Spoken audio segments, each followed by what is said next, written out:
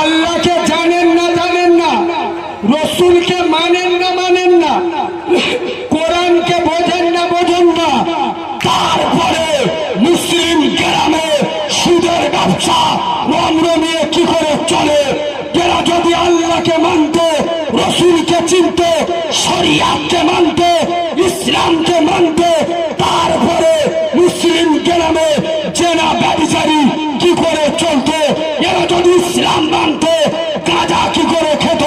এরা যদি শরিয়াত মানত, বিয়ারের বোতল কি করে হাতে উঠল? এরা যদি রসুলকে চিনত, বান্নার গায়ে হাত কি করে উঠল? খোদার কসম, তায়েফবাসীরা নবীকে না চিনে নবীর